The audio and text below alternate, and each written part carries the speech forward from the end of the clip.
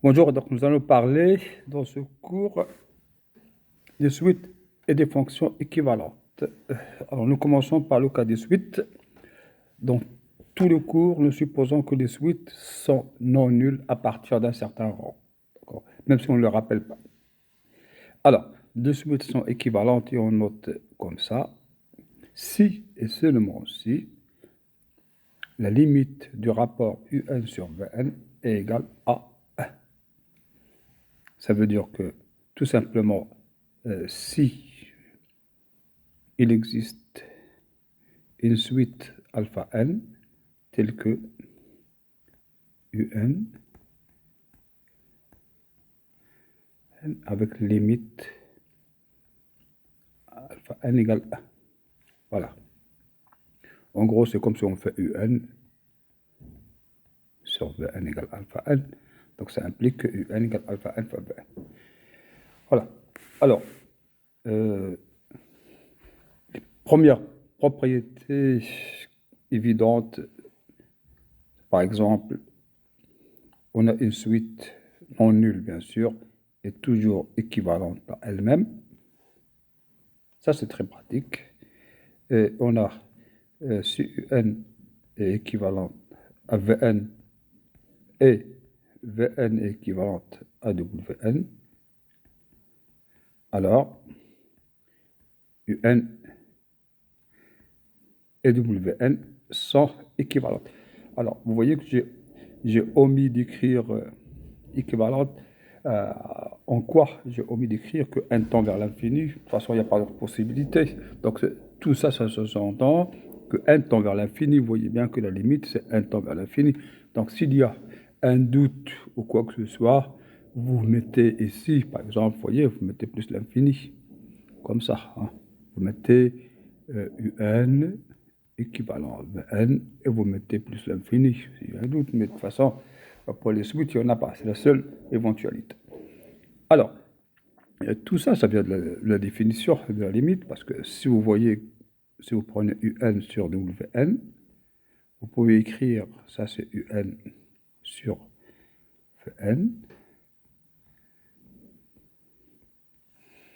Alors, le premier rapport ici, vous voyez, ce rapport-là, ça tend vers 1, ce rapport, ça tend vers 1, donc ça, 1 fois 1 égale 1. Donc notre condition est vérifiée. Donc nous pouvons utiliser ça à chaque fois qu'on a besoin sans le rappeler de manière naturelle. Alors maintenant, nous allons donner un exemple. Le premier exemple, c'est, nous prenons la suite UN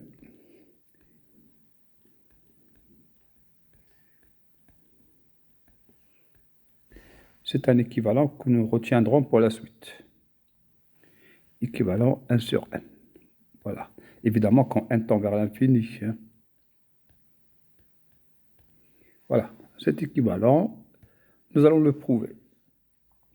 Alors, nous allons le prouver. Donc, nous n'avons pas beaucoup, pour l'instant, nous n'avons pas beaucoup de suites de références, d'équivalents de références. Donc, il faut partir à zéro. Alors, nous allons utiliser les fonctions. Nous savons que limite quand x tend vers 0, les fonctions sont plus riches en propriétés, donc ça c'est égal à 1. Et nous savons que le limite, on peut le composer avec les suites. Ici, nous prenons 1 sur n, ça tend vers 0, donc la limite, quand n tend vers plus l'infini, le logarithme 1 plus n sur 1 sur n, ça c'est égal à 1. Donc, au numérateur, on a la suite logarithme de 1 sur n. Au dénominateur, on a la suite 1 sur n, donc elles sont équivalentes. Voilà, nous avons notre premier exemple important. Alors, un autre exemple, par exemple, je sais pas, je prends un, je vais prendre un égale n au carré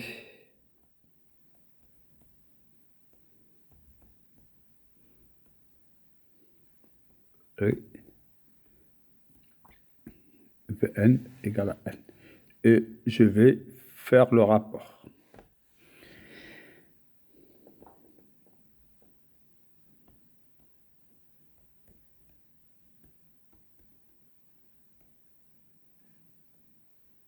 Voilà.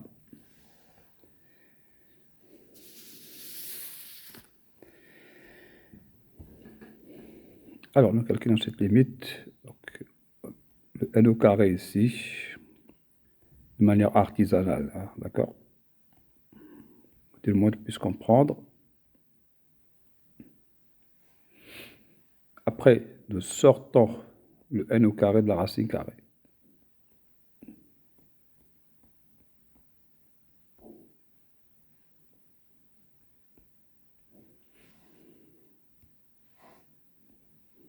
Là.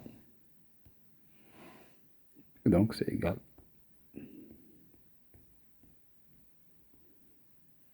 Et ça, c'est pour limite quand n tend vers plus l'infini.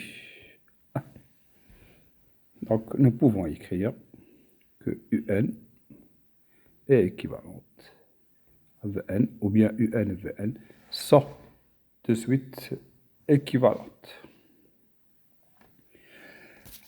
Alors maintenant, nous allons passer aux opérations. Alors, on a besoin, comme pour les dérivés, nous avons un catalogue de dérivés, puis après, nous utilisons des opérations pour calculer les dérivés de fonctions un peu plus complexes. Ben, ici, c'est exactement pareil. Hein. En commençant par établir donc des opérations. Alors, les opérations, vous voyez que la limite de un sur Vn égale à 1, qui est la définition de un équivalent à Vn, ça va limiter le nombre de propriétés. Alors, si nous avons des quotients ou des produits, seront compatibles avec cette définition. Par contre, des additions ou des compositions, ça sera moins évident. Alors, regardons la première propriété. La première propriété, c'est tout simplement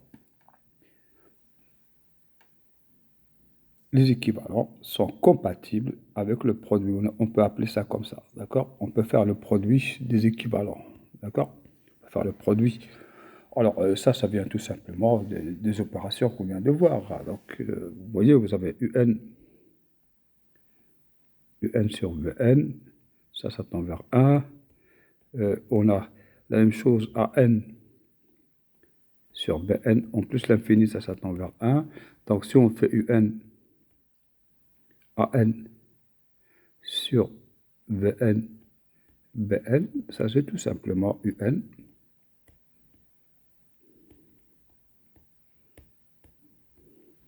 Et le produit des limites, ça tend vers 1. Donc, c'est tout à fait évident. Et c'est une propriété qui est loin d'être négligeable.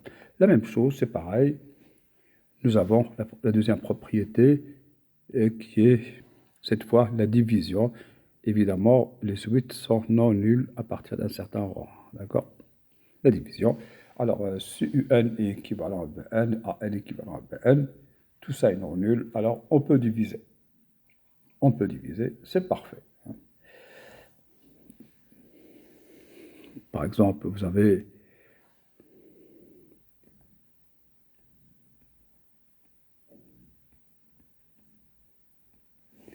log de 1 plus n est équivalent à 1 sur n. On prend n, la suite n est équivalent à elle-même. Eh bien, en faisant le produit, d'accord, qu'est-ce qu'on a? On a n log de 1 plus 1 sur n équivalent à 1 à la suite constante. C'est très important. Voilà. Ça donne quelque chose ici. Alors, donc la même chose, donc, on peut faire, de manière généralisée, on peut faire les puissances. Les puissances, donc, si vous avez au carré, au cube, tout ça, c'est-à-dire les puissances entières, il n'y a pas de souci. Ça peut être positif ou négatif.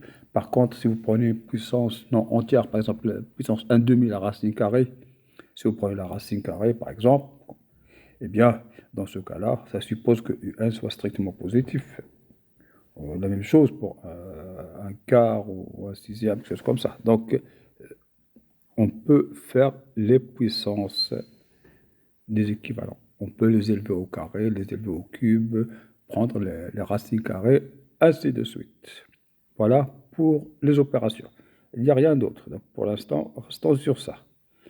Après, l'intérêt de tout ça. C'est quoi l'intérêt de chercher des équivalents? Eh bien, l'intérêt est double. Le premier, il est là.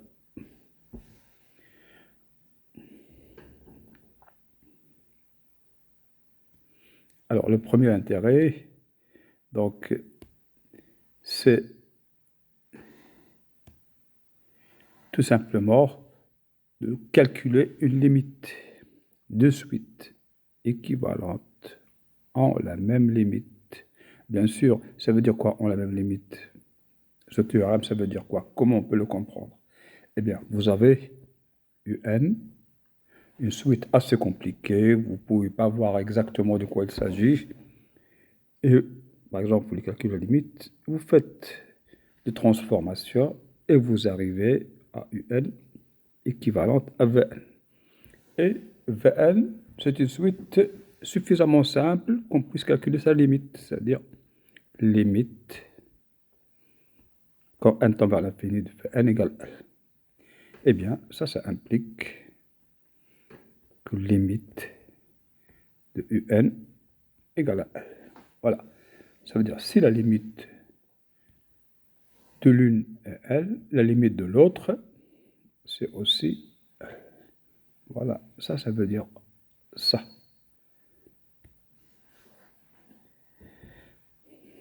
Alors, bon, c'est pas difficile à voir tout ça. Hein. Donc, vous avez la limite, vous avez Un égale alpha n fois Vn. Bon, grossièrement, hein, ça tend vers 1, vers L. Ça tend vers 1. Donc, ça tend vers L fois 1. Voilà.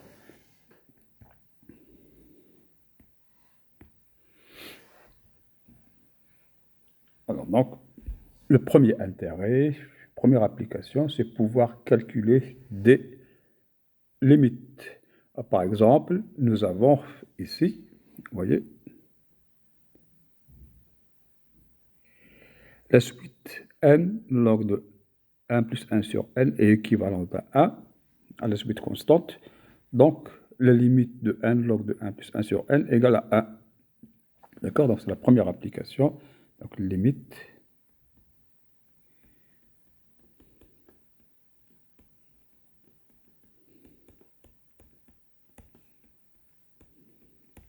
voilà, égale à 1. Alors, la deuxième chose importante. La deuxième chose importante, eh bien, c'est tout simplement le signe. Si une suite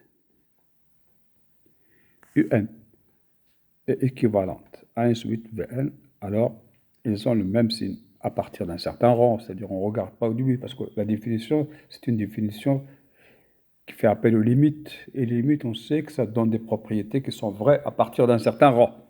Donc, deux suites équivalentes ont le même signe à partir d'un certain rang. D'accord? Alors, comment on peut voir ça? Alors, on a le alpha n. On a limite alpha n égale 1.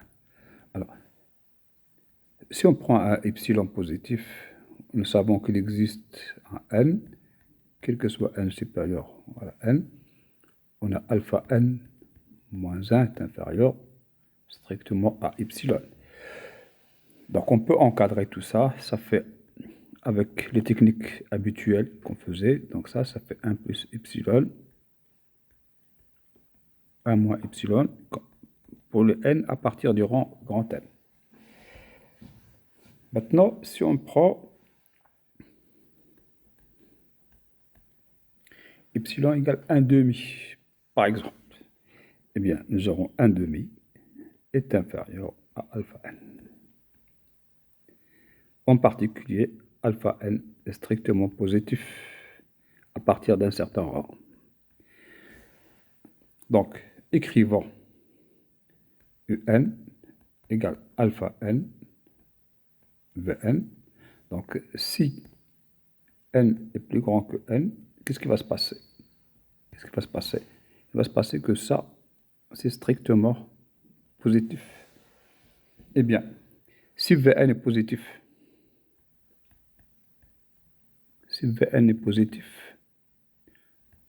alors Un est positif. On n'a pas le choix. Si Un est négatif, alors N est négatif, d'accord? Alors, donc nous avons ces opérations et nous avons pour le calcul de limite, donc qu'est-ce qui nous manque? Eh bien, comment obtenir des équivalents? Comment les obtenir? On a vu que on a le log de 1 plus 1 sur n, on a souffert un tout petit peu pour le trouver, donc comment on peut faire pour trouver des équivalents? Ça, c'est la première chose la plus importante. La deuxième, qu'est-ce qui sont les mises en garde? Ça veut dire, est-ce que toutes les opérations sont permises? On en a déjà quelques-unes, ça ne fait pas beaucoup, mais ça aide énormément. Mais est-ce que c'est tout? Eh bien, il faut faire attention. Il y a des erreurs ça peut être fatal. Ça peut être fatal, comme par exemple, écrire qu'une suite est équivalente à 0. Ça veut dire quoi, UN équivalent à 0? Si vous dites UN équivalent à 0, ça veut dire tout simplement que UN est nul. Oui, UN équivalent à 0, c'est comme si vous dites UN égale alpha n fois 0, c'est-à-dire UN égale 0.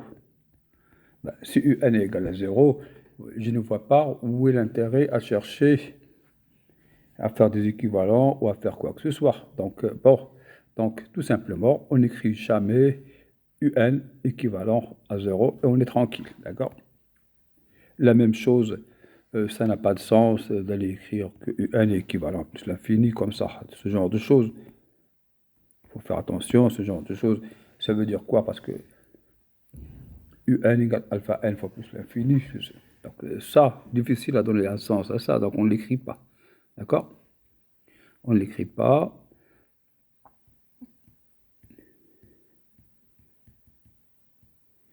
La même chose. L'addition. Vous voyez? On n'a pas parlé d'addition jusqu'à là. On ne peut pas additionner des équivalents. On a UN équivalent à Bn, on a An équivalent à Bn. On a vu qu'on pouvait faire des puissances, des produits, des divisions, comme on veut. Mais l'addition, ça peut être vrai dans certains cas bien particuliers. Alors, la règle est toute simple, éviter d'additionner les équivalents parce que ça peut entraîner des erreurs qui peuvent être quand même très dommageables. Alors, regardons par exemple, je prends UN, par exemple. Un petit exemple, UN égale par exemple 1 plus x au carré. Ça, c'est équivalent à Vn. Donc, je vais faire ça. Je vais enlever le UN. Donc, ça, c'est équivalent à 1 plus, je prends 7x, ou je peux prendre ce que je veux comme x. Ça, c'est vrai. Ça, c'est pas x, je prends de 1 sur n, pardon, je prends 1 sur n.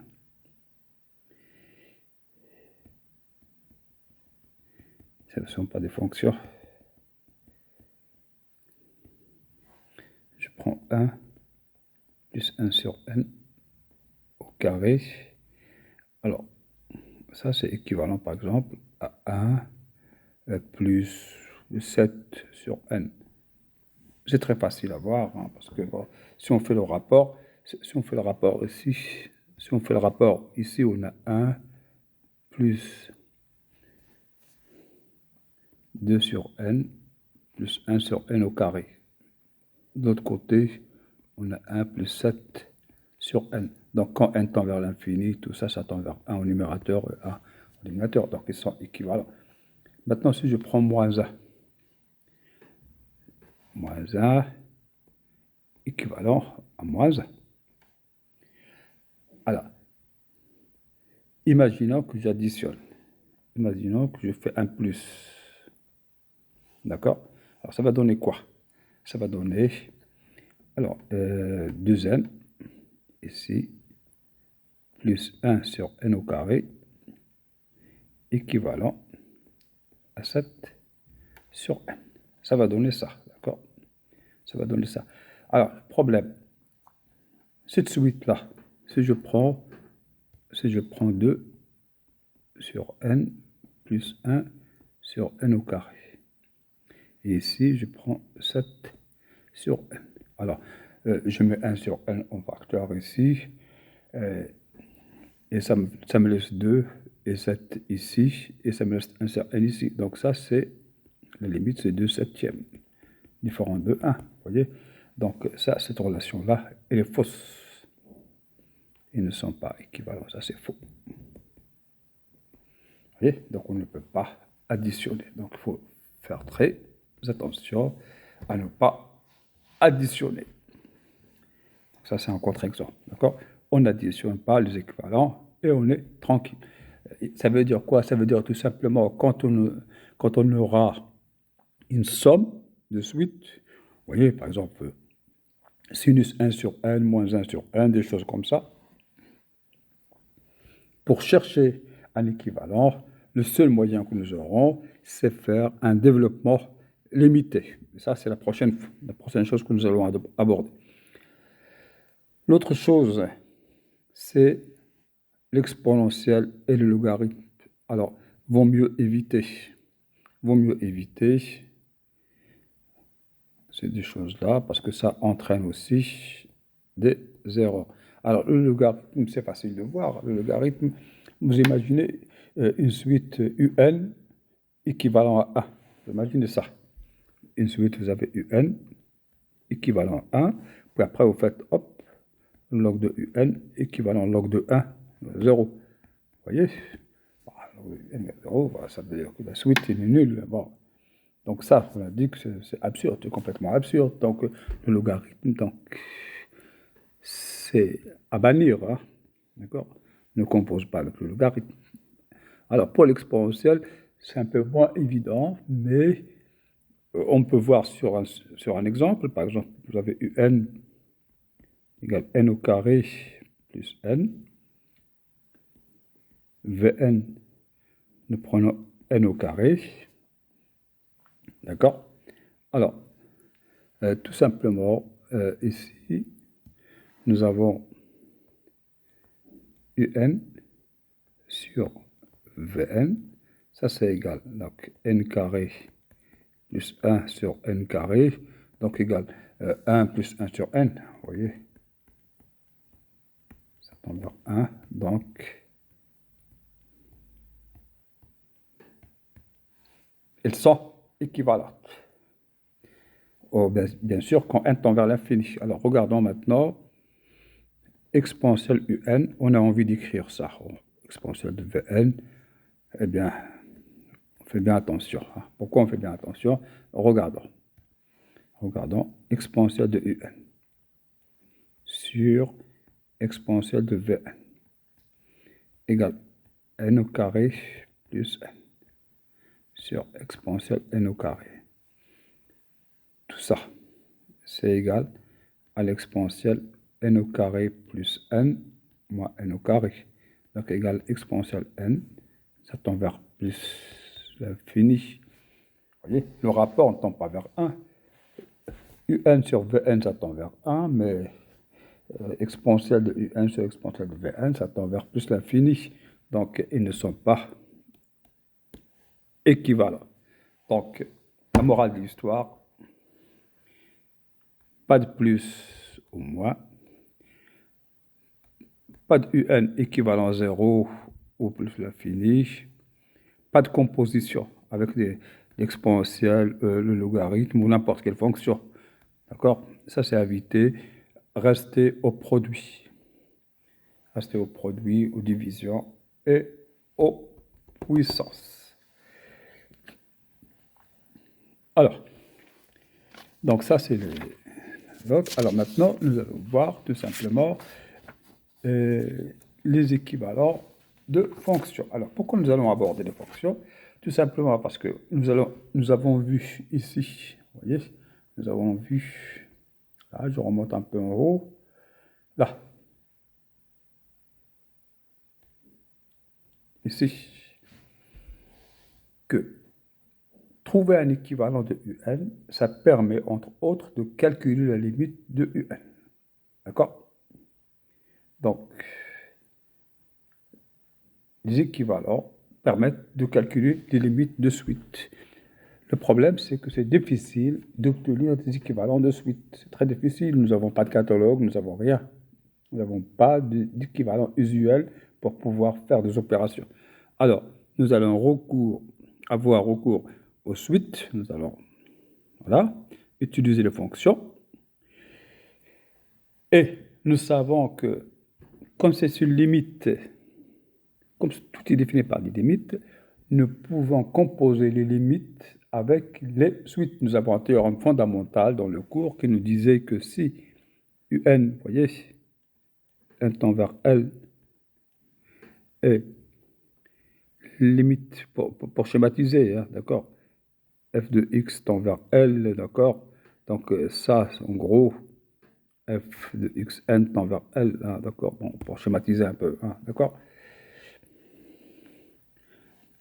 f de x tend vers A, ici, xn tend vers A, et f de x tend vers A, voilà, on va l'écrire en gros,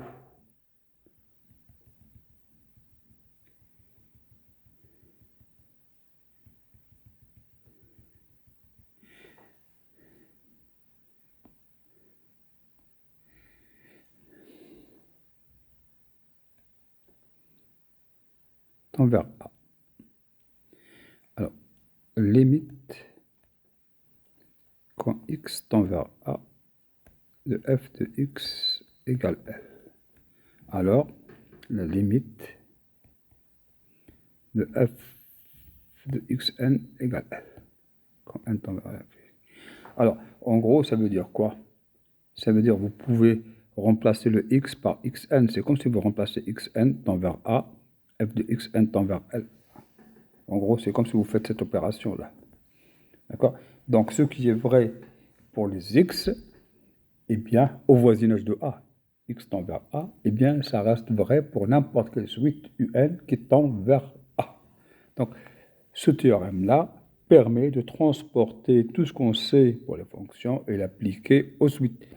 Par exemple, si on a des limites en 0, on peut tout simplement remplacer x par 1 sur n ou par 1 sur ac carré de n ou 1 sur n au carré, ainsi de suite, et travailler avec. Alors maintenant, revenons à la définition. La définition, c'est tout simplement pratiquement identique à la première, à quelques détails près. C'est que tout à l'heure, on prenait n tend vers l'infini, et on prenait de suite un et vn qui sont non nuls à partir d'un certain rang. Alors ici, il faut utiliser un vocabulaire adapté aux fonctions. Donc nous allons prendre A et un voisinage de A. A, ça peut être juste l'infini, d'accord? Ça peut être 0, ça peut être 1. Et nous allons prendre deux fonctions définies au voisinage de A. Et comme on divise par G, nous avons supposé que G ne s'annule pas en dehors de A. On peut peut-être avoir A égale 0, ce n'est pas exclu. Mais en dehors de A, la fonction ne s'annule pas, d'accord? Alors, donc, on va faire comme ça. On va mettre un A, c'est la nouveauté, vous voyez, on va mettre La nouveauté, c'est qu'on fait équivalent et on met un A ici. Ça veut dire on fait f de x équivalent à g de x au voisinage de A ou bien équivalent en A.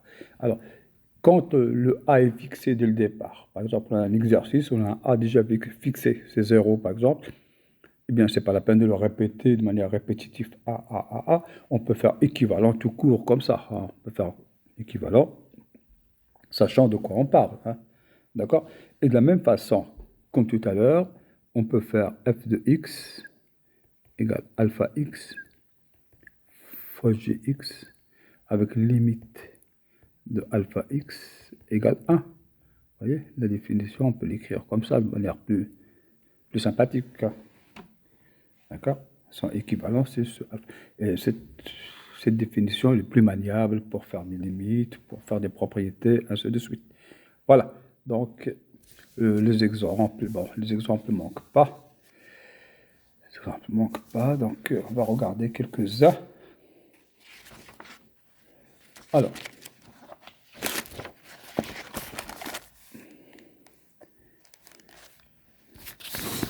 par exemple, nous avons sinus x en 0 est équivalent à x. Ça vient tout simplement que limite de sinus x sur x égale 1, quand x tend vers 0. Nous allons utiliser ça, par exemple, pour dire que tangente de x en 0 est équivalent à x. Alors, pourquoi? Eh bien, tangente de x sur x. Alors, tangente, c'est sinus sur cosinus. Donc, c'est sinus x sur x fois 1 sur cosinus x. Alors, quand x tend vers 0, le cosinus de 0, c'est 1. Sinus x sur x, c'est 1. Donc, c'est 1. Voilà. Donc, nous avons la tangente x au voisinage de 0, équivalent x. Sinus de 0, équivalent x. Et la même chose, log de 1 plus x. Le log de 1 plus x sur x. La limite, c'est 1. Donc, en 0, c'est x. D'accord? Voilà. Alors, des exemples moins évidents, par exemple, supposons qu'on prend x plus log de x au voisinage de plus l'infini, c'est équivalent à x plus sinus x. Supposons que je vais prouver ça. Si je veux prouver ça, je vais faire x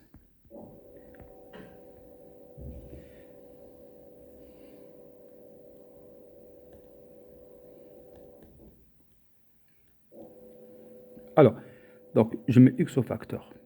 Donc c'est 1.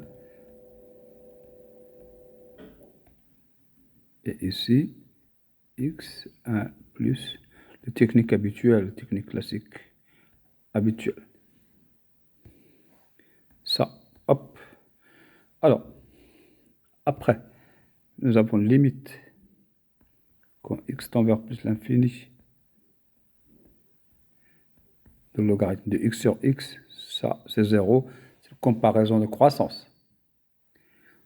Alors, la même chose pour sinus x. Alors, sinus x n'a pas de limite, on l'infini. Mais c'est pas grave, on divise par x. Ça, c'est inférieur à 1 sur x. 1 sur x, ça tend vers 0 quand x tend vers plus l'infini. D'accord? Donc, en gros, la limite de ça, quand x tend vers plus l'infini, c'est 1. Donc, ça montre que ça, c'est vrai. Donc, ça permet d'obtenir des équivalents pour les fonctions. Alors, comme pour les suites, c'est quoi l'intérêt de faire des équivalents comme ça? Calculer des limites, faire des opérations comme ça. C'est quoi l'intérêt? Eh bien, l'intérêt, c'est double.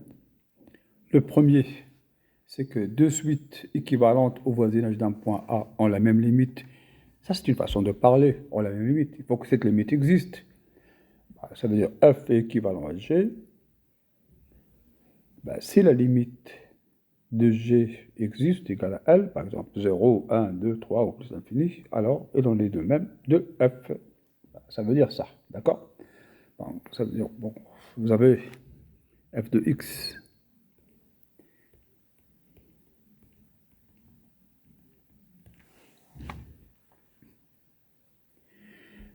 Alors, ça c'est une fonction qui tend vers la limite, c'est 1. Ça tend vers L. Eh bien, ça tend vers L. Produit de deux limites. Fini. Tout simplement, d'accord? C'est très important parce que ça peut, ça peut être utile, hein, donc ça peut être utile. Donc, une fonction ou une autre, bon, vous avez une fonction assez compliquée, puis vous pouvez transformer cette fonction par des équivalents, équivalents, équivalents, et à la fin, vous arrivez à quelque chose de relativement simple. Eh bien, ça permet de calculer les limites, bah, tant mieux. Ça nous fait une technique supplémentaire par rapport à tout ce qu'on connaît jusqu'à maintenant. Jusqu'à maintenant, on faisait un tas de choses, donc ce tas de choses, ça reste toujours valable, on peut toujours l'utiliser, mais on a quelque chose en plus. On ne va pas se priver de quelque chose de performant. Alors, la même chose pour le signe de fonction. Le signe de fonction, eh bien, vous avez une fonction f de x et vous cherchez à savoir s'il est positif ou s'il est négatif. Vous imaginez par exemple cette question-là, vous avez f de x, vous voyez, f de x bah, égale par exemple, imaginez égale 1 plus 2x plus quelque chose comme ça. Hein. Alors, vous voyez avec la notation qu'on a adoptée pour le développement limité. Et vous avez la fonction g de x, c'est ça. C'est f de x moins g de x. Alors, on n'a pas besoin de connaître ça. Bon, donc, f. Donc,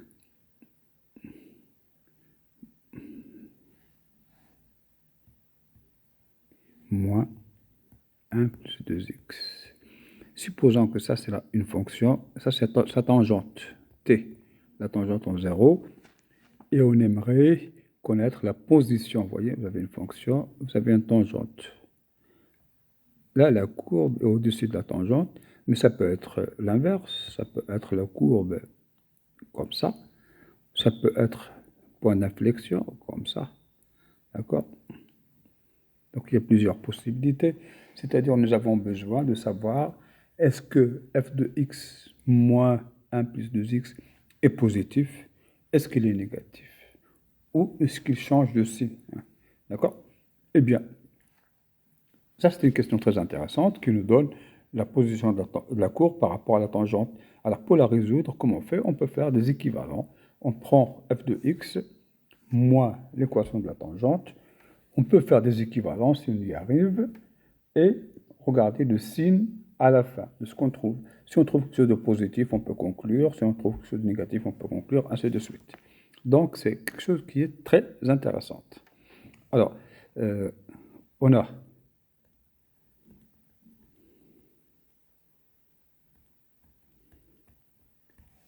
limite alpha x, on a dit que c'était égal quand x tend vers a égale à 1. La même chose, ça reste valable. Hein. Donc, la limite de x égale à 1, ça veut dire que on prend un epsilon positif, il existe alpha, vous voyez, quel que soit x appartenant au voisinage de a, x moins a est inférieur à alpha, c'est une définition comme ça. Ah bon, on n'a pas besoin de l'apprendre, mais bon. Alpha x moins 1 est inférieur à epsilon. Ça veut dire tout simplement, dans un voisinage de A, nous pouvons écrire alpha x moins 1 est compris entre epsilon et moins epsilon. Après, ce 1 qui est là, on peut l'enlever émettre plus 1 ici. Alors après, on prend epsilon égale 1 demi, et ça nous donne 1 demi inférieur à alpha x. Dans un voisinage de A, on a alpha x supérieur à 1 demi, ça veut dire que alpha x est positif. Ben, si alpha x est positif, ça c'est toujours positif dans un voisinage de A. Eh bien, si ça est positif, ça c'est positif. Si ça est négatif, ça c'est négatif, tout simplement. Donc, ils ont le même signe. Donc, maintenant, nous savons à quoi ça sert. Eh bien, regardons des opérations. Alors, les opérations. Alors, la première opération, donc pour simplifier ce qui est écrit ici, c'est quand vous dites f de x au voisinage de A est équivalent à L. Alors, évidemment, nous avons dit qu'on n'a pas le droit de faire L égale 0, d'accord? Donc, le L appartient à R étoile, c'est un nombre. Ça, c'est tout simplement dire que la limite, quand x tend vers A de f de x égale L. C'est vrai dans les deux sens.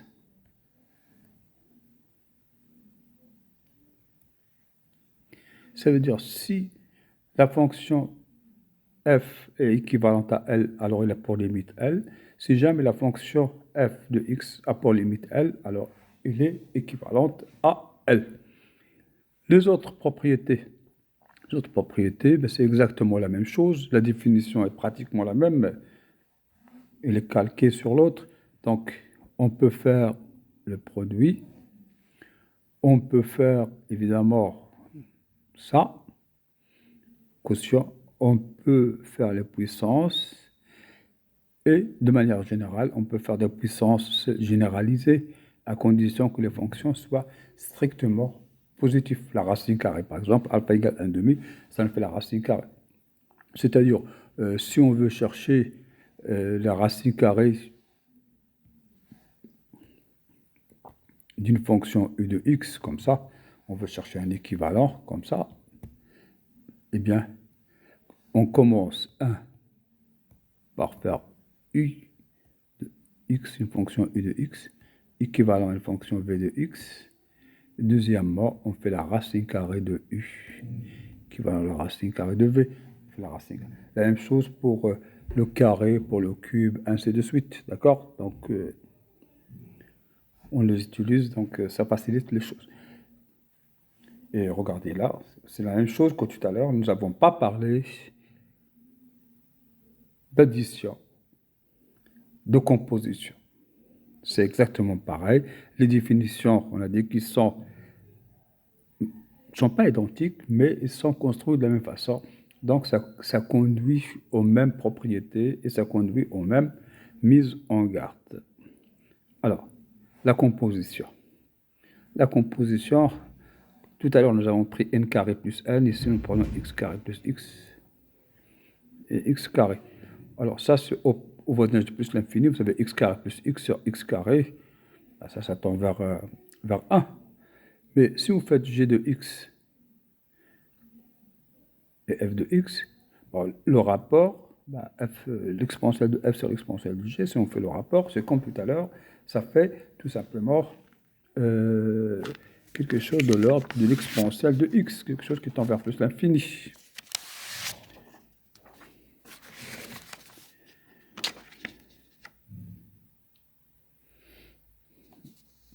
Donc, ne le faisons pas, d'accord?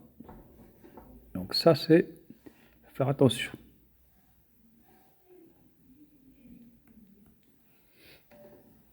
Ça, il faut le faire attention. Alors, par contre, si vous avez f de x est équivalent à g de x, alors le x, on n'est pas obligé d'avoir une variable x. C'est comme dans les primitives, dans les dérivés.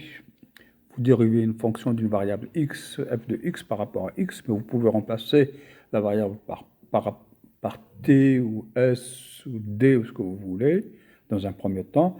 Après, vous pouvez remplacer par des fonctions.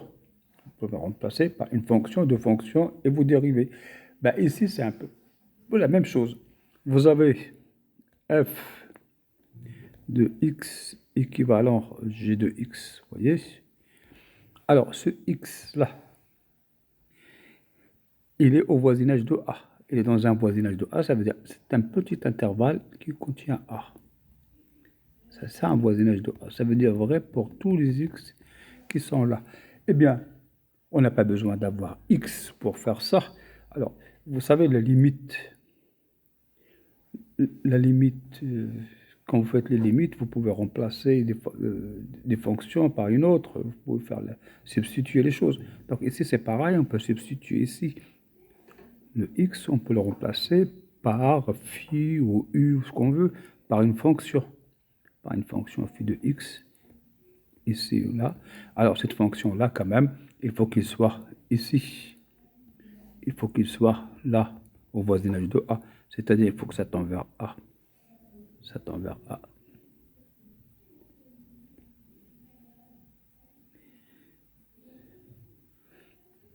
D'accord? Parce que s'il ne tend pas vers A, vous voyez? D'accord? S'il ne tend pas vers A, on n'est pas au voisinage de A ici. D'accord? Alors, donc, si phi de x est équivalent à g de x, et si nous avons une fonction quelconque, d'accord, au voisinage de A, nous avons une fonction phi de x qui tend vers A. Alors, quand le x tend vers un certain x0, alors nous avons tout simplement phi de x, f de phi de x, nous avons g de phi de x. Alors, x tend vers quoi? X tend vers x0 ici, d'accord? Parce que si x tend vers x0, alors phi de x tend vers A, d'accord? Donc, le phi nous ramène au voisinage de A. Vous voyez, le phi, ça nous ramène au voisinage de A. Donc, on peut composer. Ça, c'est très intéressant. Ça veut dire que vous avez une formule avec x qui tend vers 0. Vous pouvez la remplacer par x carré qui tend vers 0. Vous pouvez la remplacer par 2x qui tend vers 0. Ou la même chose, après pour les suites, on peut remplacer par 1 sur n. On peut remplacer par 2 sur n ou 1 sur n au carré, des choses comme ça. C'est-à-dire, la règle, c'est rester au voisinage de A. Et tout se passe bien. Alors, pourquoi ça c'est vrai? Ça c'est vrai, c'est tout simplement parce que vous faites une limite qui tend vers 1. Bon, quand x tend vers A, eh bien ici, c'est comme si vous faites quand x tend vers x0. Vous voyez? Quand x tend vers x0, phi de x tend vers A. Phi de x tend vers A. Donc, c'est la limite de f de u, si vous voulez. C'est comme si vous faites f de u sur g de u quand u tend vers A. Donc, par définition, c'est égal à A. Voilà. Donc, c'est une composition de limites. Tout simplement, ça vient de la composition de limites. Mais en dehors de ça, nous n'avons strictement rien. Alors, nous pouvons faire un exemple ici. Je vais faire un exemple important. Alors, je vais ajouter une page.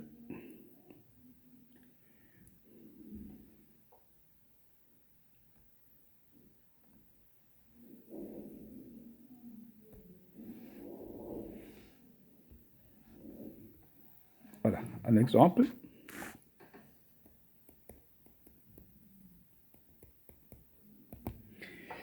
Alors,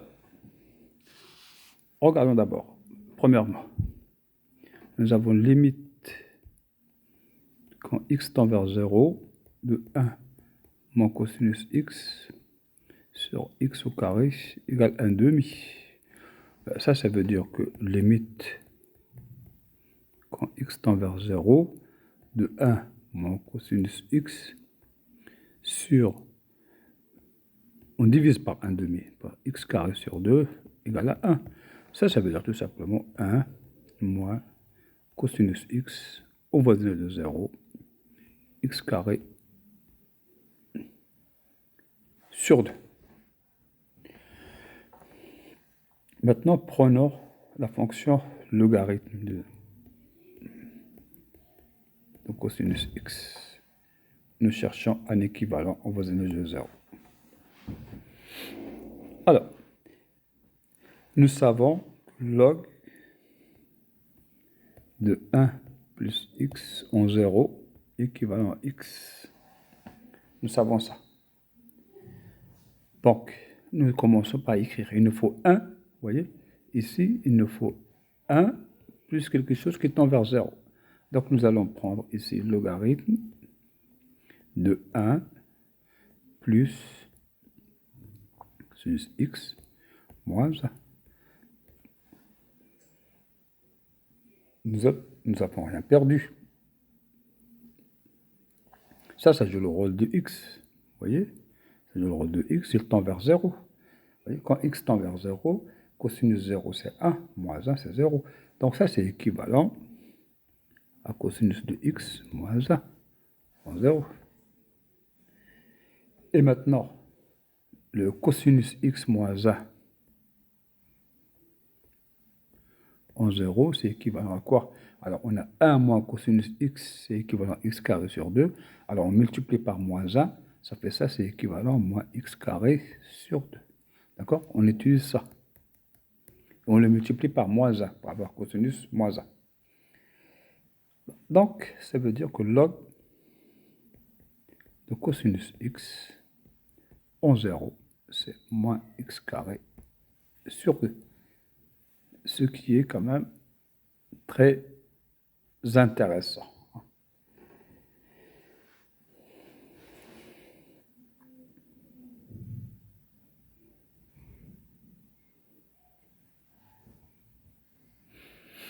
Alors, regardons. Par exemple, je peux regarder, je vais essayer. Regardez, je regarde cosinus x à la puissance 1 sur x. Je veux calculer la limite de ça quand x tend vers 0.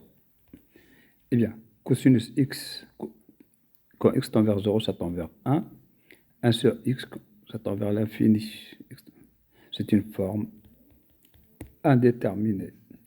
Eh bien, nous allons écrire cosinus x 1 sur x égale exponentielle 1 sur x log de cosinus x égale exponentielle u de x, pour ne pas alourdir les choses. Alors, u de x égale log cosinus de x sur x, c'est équivalent. Alors, on peut faire les équivalents, c'est une fraction, c'est compatible. D'accord? Alors, log de cosinus x, c'est compatible avec moins x carré sur 2. X, c'est équivalent à x.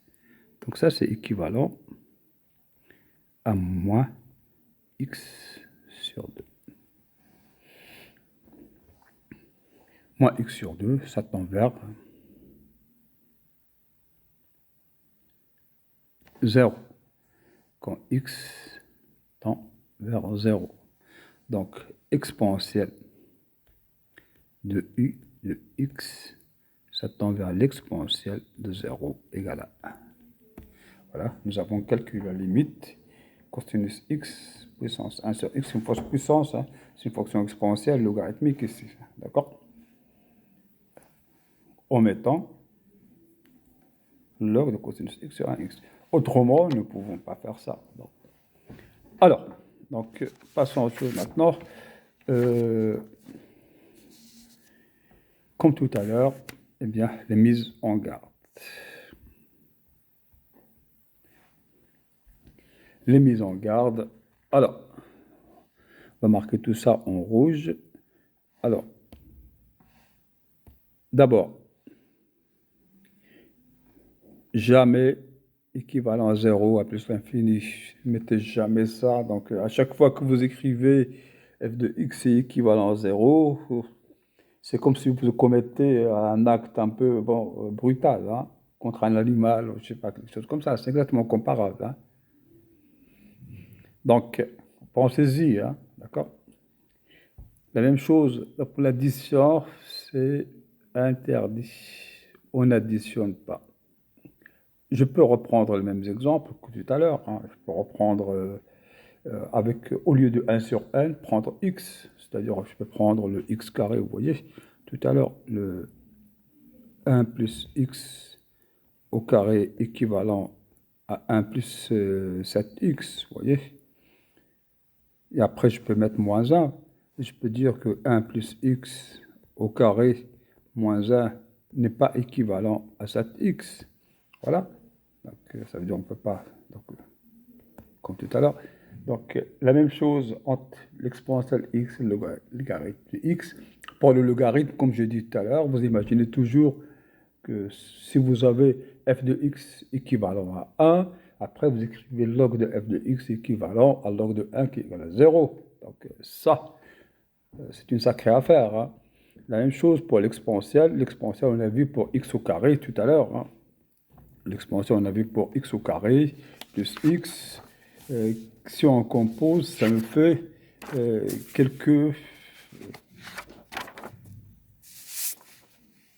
désagréments, hein. Donc, nous avons pris x au carré, vous voyez, plus x, en plus l'infini, c'est équivalent à x au carré. Mais quand on prend e x au carré plus x sur e x au carré, ça s'égale ex, ça tend vers plus l'infini, quand x tend vers plus l'infini. Donc ça, c'est pas possible.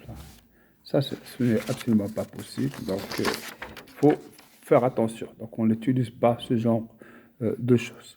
D'accord? On n'utilise pas ce genre de choses. Mais tout le reste, vous pouvez le faire. Vous pouvez faire des substitutions, vous pouvez faire des produits, vous pouvez faire tout ce que vous voulez. Alors maintenant, la question principale qui se pose, comment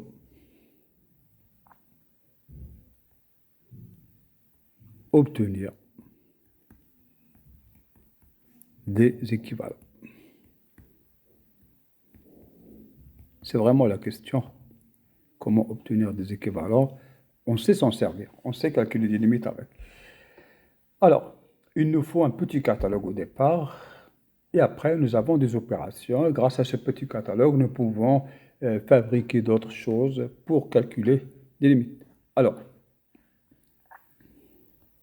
nous avons les limites usuelles. Bon, les limites usuelles, on les connaît. Ça vient par exemple, vous voyez, ça vient de la limite. Vous voyez que c'est comme quand vous dites limite, quand x tend vers 0, ex moins 1 sur x égale 1. Donc ex moins 1, c'est équivalent à x. Et ce qui est intéressant, c'est que ces choses-là, on peut les utiliser avec d'autres choses. Par exemple, je peux dire que sinus 2x est équivalent à 2x en 0, parce qu'on a le droit de substituer, c'est-à-dire remplacer x qui tend vers 0 par une autre fonction qui tend vers 0. La même chose que log, vous voyez, log de 1 plus x. Ça, je peux faire à la place de x, mettre un moins x, c'est équivalent à moins x. Vous voyez, je peux remplacer x, je ne sais pas, par 2x, 3x, par x au carré, par plein de choses, hein, d'accord? Et ça marche. Donc, et tout ça, ça vient des limites usuelles, d'accord? Donc, nous apprenons ces équivalents usuels que nous pouvons utiliser sans aucune justification. Alors maintenant, pour les puissances. Pour les puissances, P de x, ça veut dire, vous avez imaginé, c'est comme si vous avez par exemple x, 2x, plus 3x au carré, plus, je ne sais pas, hop, plus 7, x à la puissance 9, vous voyez, un P de x comme ça. Ça peut commencer par 1 ou 2, hein, il n'y a pas de souci, hein. Donc, au voisinage de 0. Alors, au voisinage de 0, c'est toujours la plus petite puissance qui est importante, d'accord? C'est la plus petite puissance qui est importante. Imaginez un demi. Imaginez un demi, vous êtes voisin. Alors, si vous faites un demi au carré, c'est un quart. Si vous êtes un demi au cube, c'est un huitième. Donc, plus que les puissances sont grandes, plus que la quantité est petite, jusqu'à devenir négligeable. Donc, ici, au voisinage de 0, P de x est toujours équivalent à la plus petite puissance. La plus petite puissance, d'accord? Vous voyez, c'est celle-là la plus petite puissance. On va commencer par AP. Vous voyez, P est plus petit que N. Alors maintenant, quand n tend vers l'infini, alors, quand n tend vers l'infini, vous imaginez 10 par exemple, hein, vous voyez, 10, voilà, quand x tend vers l'infini, 10 à la puissance 2, 10 à la puissance 3, 10 à la puissance 4, c'est quelque chose de croissant, hein, sans jamais s'arrêter. Donc, on prend la plus grande puissance, en plus l'infini, on prend la plus grande puissance à n, xn. Ça permet de simplifier le calcul pour les limites. Ça simplifie la vie pour les limites, quand on fait le calcul des limites. Limite,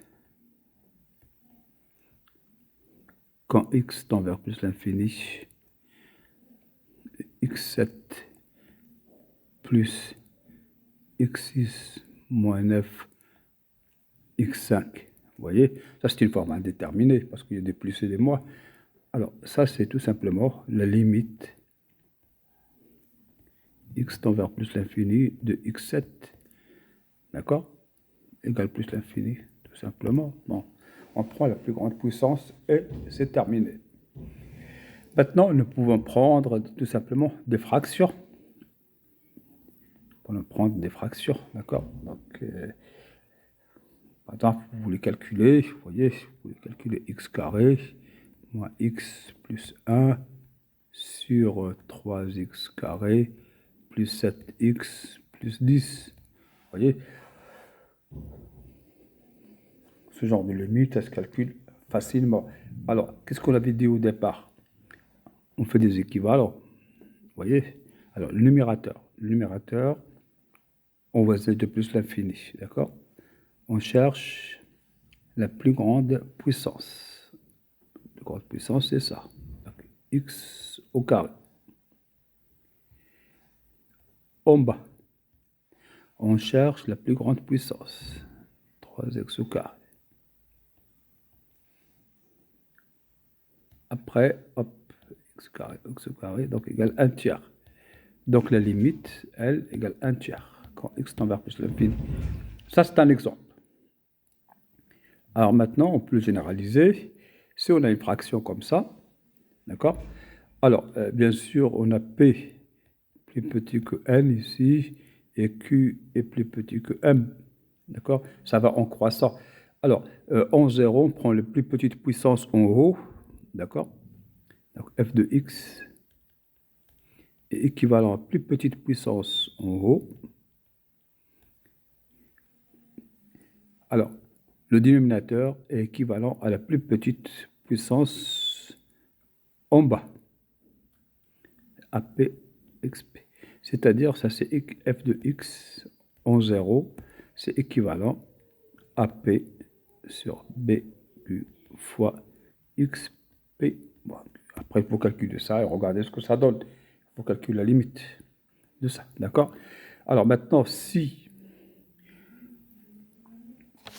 vous avez quelque chose qui est grand, f de x au voisinage de plus l'infini ou de moins l'infini.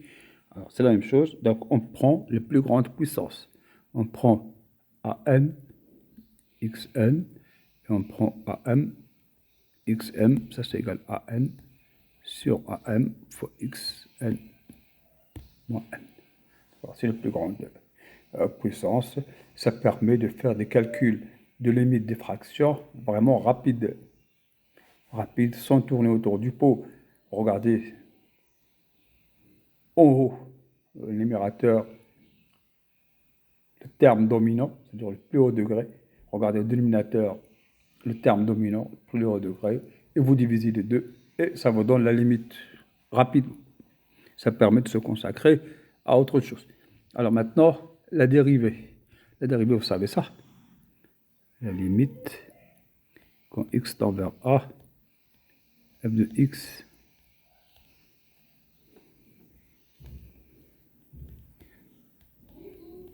voilà, quand ça existe, c'est égal à ça, la dérivée.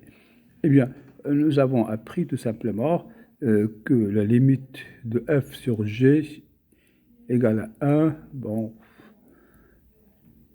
ça veut dire que f est équivalent à g, mais nous avons aussi appris que quand f de x, vous voyez, quand f de x est équivalent à L différent de 0, d'accord? Alors ça veut dire que la limite x tend vers A, ici, f de x égale A. Ces choses-là sont équivalentes, d'accord? Donc ça, ici, la même chose, f de x moins f de A sur x moins A équivalent à f' de A. Bien sûr, il faut que le f' de A soit non nul, autrement on ne peut pas dire équivalent à 0. Et quand on écrit ça, on multiplie par x moins A. On a le droit de multiplier. X moins A est équivalent à x moins A. Donc ça fait f de x moins A fois f de A est équivalent f' de A fois x moins A. Par exemple, 1 plus x alpha moins 1 équivalent alpha x. D'accord? La limite, nous avons déjà vu la limite de 1 plus x à la puissance alpha. Vous voyez? Nous avons déjà vu.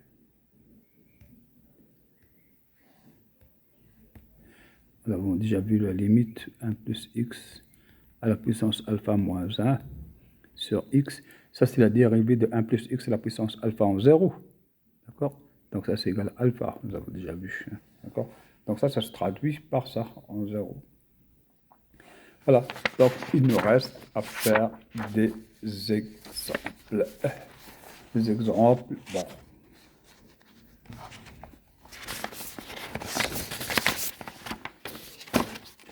Alors, des exemples. Premier exemple, la limite. On va directement à l'essentiel, calculer la limite x tend vers 0, e de x moins 1 sur sinus de x. Alors, je vais faire cette limite comme on faisait avant. D'accord? Comment on faisait avant? Avant, on faisait comme ça. On faisait de x moins 1 sur x fois x sinus x. Vous voyez, on divise par x pour avoir ça. Lever l'indétermination avec le sinus. Après, on sait que limite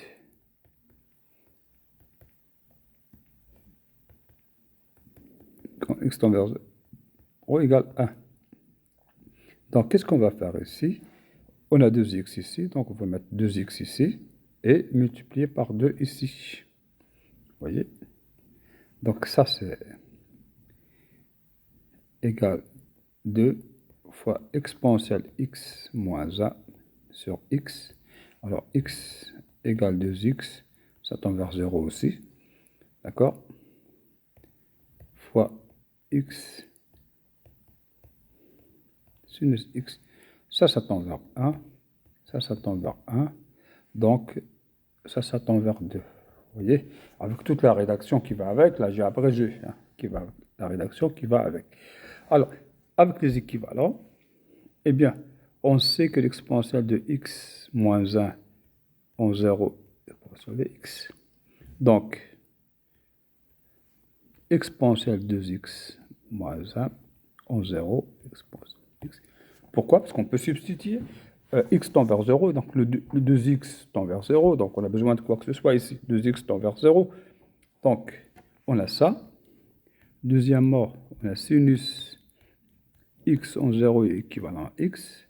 Et finalement, on peut écrire exponentielle x moins 1, 2x moins 1 sur sinus x. Donc, c'est compatible avec la division. 2x sur x égale 2. Donc, c'est équivalent à 2 différent de 0. Donc, la limite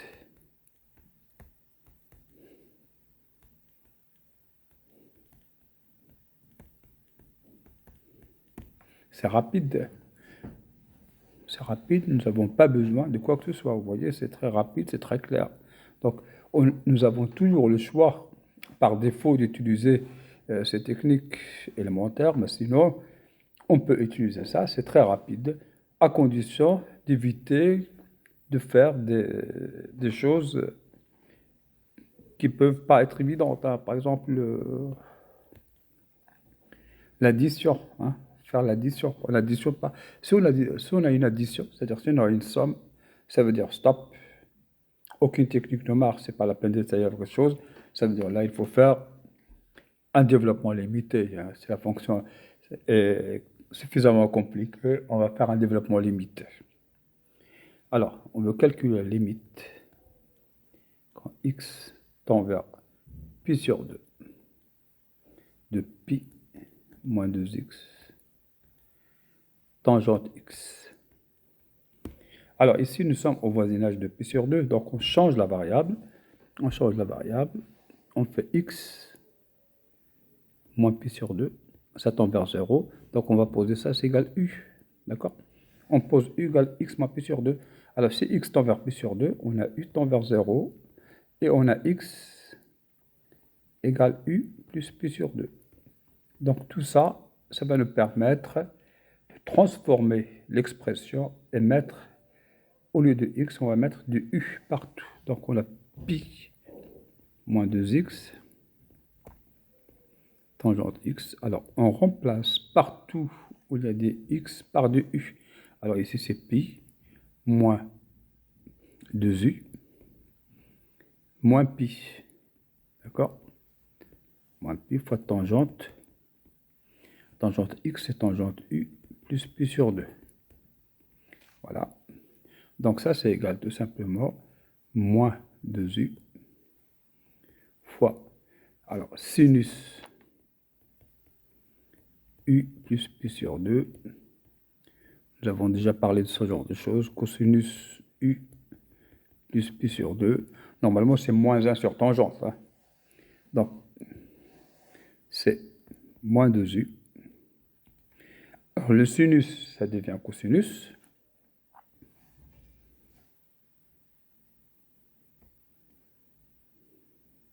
Le cosinus, ça devient moins sinus.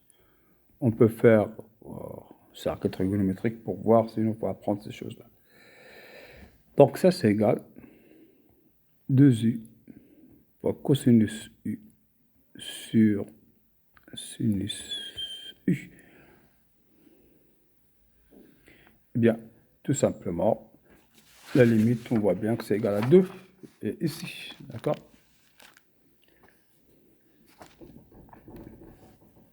Donc, 2u. Nous pouvons dire que u sur sinus u, c'est égal à, si la limite est 1, ou sinon, on peut faire ça. Alors, u, 2u, le sinus u est équivalent à u, le cosinus u en 0, la limite de cosinus u, c'est quoi? La limite de cosinus u en 0, c'est 1, donc c'est équivalent à 1, vous voyez? Cosinus u en 0, c'est équivalent à 1, parce que la limite quand x tend vers 0, de cosinus u égale à 1. Donc tout ça, c'est équivalent à 2. Donc la limite, c'est 2. D'accord?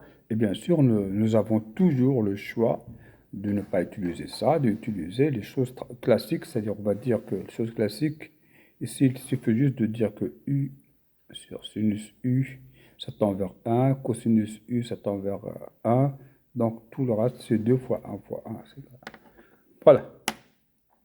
Donc, et bien sûr, nous pouvons faire par exemple, ça, notre exemple, si je prends 1 plus m sur x, quand x tend vers 0, d'accord? La limite quand x tend vers plus l'infini plutôt, d'accord? Ça, c'est 1 d'infini forme indéterminée. Alors, on commence par écrire correctement. Ça fait, l'écriture correcte, ça fait, alors, ça, si on veut écrire ça correctement, ça fait exponentielle x log de 1 sur x. Donc, ça fait exponentielle. Nous avons fait tout un cirque pour faire cette limite, hein, d'accord? exponentielle u de x. Alors, u de x, on est au voisinage de l'infini. D'accord? Quand x tend vers l'infini, u de x égale x fois log de 1 plus m x. Alors maintenant, on va se souvenir de ça. On va se souvenir de ça, c'est que en 0, on a log de 1 plus x en 0, équivalent à x. Alors x ici, là, ça tend vers 0. C'est comme si c'était x qui tend vers 0. Donc on peut faire équivalent à m sur x. Et après, il y a ce x qui est là, et il reste là. C'est un produit. X est équivalent à x, log de 1 plus m sur x équivalent à m sur x, et tout ça, c'est égal à m. Alors évidemment, on prend un m différent de 0, parce que si m égale 0, on a juste 1 ici. Donc m 0. Bah, tout ça, ça veut dire, vous voyez, tout ça, ça veut dire que limite, quand x tend vers plus l'infini, de u de x égale m. Donc, par composition des limites, on a limite de u de x, quand x tend vers plus l'infini, égale exponentielle de m. Vous voyez, c'est rapide. Suffisamment rapide. Voilà. Alors, la seule chose qui reste maintenant, c'est, puisque nous avons plein de propriétés pour les fonctions, il suffit de les appliquer pour les suites, tout simplement. Voilà. Donc, si vous avez f de x au voisinage de 0, par exemple, g de x, d'accord? Eh bien, on sait qu'on peut remplacer x, on peut remplacer f de x par phi de x au voisinage de certains x0 qui tend vers 0 par f par g de phi de x, on a vu ça tout à l'heure, d'accord? Et la même chose, on sait qu'on peut, dans une fonction, remplacer x par une suite. Eh bien, on peut remplacer le x par une suite x, d'accord? Donc, on peut faire des substitutions. F de un équivalent à g de un. Il faut que un, comme le phi, tend vers 0. D'accord? Il faut qu'il tend vers 0. C'est-à-dire, vous avez log de 1 plus x équivalent à x au voisinage de 0. Eh bien, on a 1 sur x, 1 sur n tend vers 0. On ne va pas faire comme on faisait tout à l'heure, on va faire directement log de 1 plus 1 sur n équivalent à 1 sur n. La même chose, on peut écrire sinus x équivalent 0 à x, 1 sur n tend vers 0. Donc, sinus 1 sur n, en plus l'infini ici, hein, quand n tend vers plus l'infini, à 1 sur n. Et ça, c'est important. Imaginez que vous voulez calculer la limite n sinus 1 sur n. Eh bien, vous avez sinus 1 sur n équivalent 1 sur n. Vous multipliez par n ici, c'est égal à 1. Donc la limite, c'est égal à 1. D'accord? Donc ça permet de simplifier beaucoup de choses. La même chose que tout à l'heure, nous avons fait log de cosinus x en 0 équivalent à moins x carré sur 2. D'accord? Alors nous prenons 1 sur n, ça tend vers 0. Et nous obtenons le logarithme de cosinus 1 sur n moins 1 sur 2n au carré. D'accord?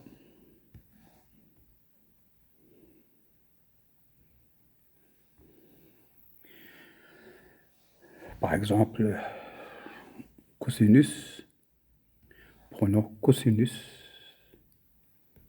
1 sur n puissance n au carré. La limite quand n tend vers plus l'infini de ça. Eh bien, nous allons écrire correctement. D'abord, c'est cosinus. C'est exponentielle n au carré, cosinus 1 sur n. Voilà l'écriture parfaite. Alors, nous posons un égale n carré cosinus 1 sur n. Alors, nous savons que log de cosinus n, nous savons ça, d'accord? Nous savons ça ici. Donc, nous allons faire équivalent n au carré fois moins 1 sur 2n au carré égale moins 1 demi. Donc, un est équivalent à moins 1 demi, ça veut dire que la limite n tend vers plus l'infini de un égale moins 1 demi. Vous voyez que je n'ai pas fait d'équivalent avec l'exponentielle, c'est interdit. Donc, limite, hein, et on en déduit que x limite, quand n tend vers l'infini, de l'exponentielle de un égale exponentielle moins 1 demi. D'accord? Ça, c'est égal à exponentielle de un.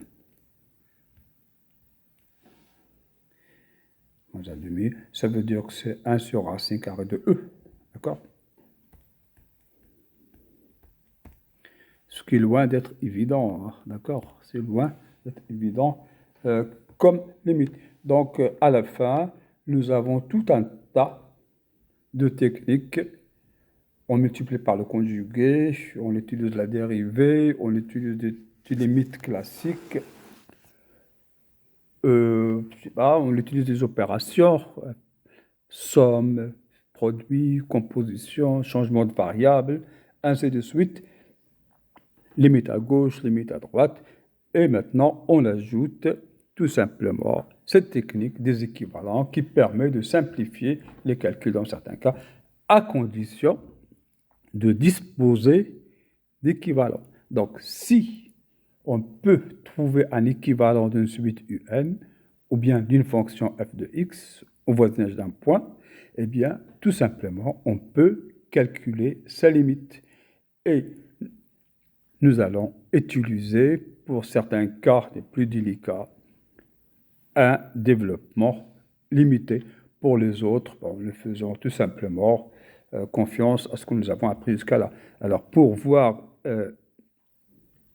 que le développement limité sera essentiel pour certaines questions, il suffit de regarder, par exemple, la fonction sinus x moins x, quel équivalent en 0. Je sais que sinus x est équivalent à x. Je ne peux pas soustraire. C'est quoi l'équivalent à ça? La limite quand x tend vers 0 de sinus x moins x sur x3. Comment la calculer? Alors, ces questions-là, nous allons répondre en utilisant le développement limité. C'est ce que nous avons déjà commencé en cours et que nous terminerons mercredi prochain. Voilà, ce cours est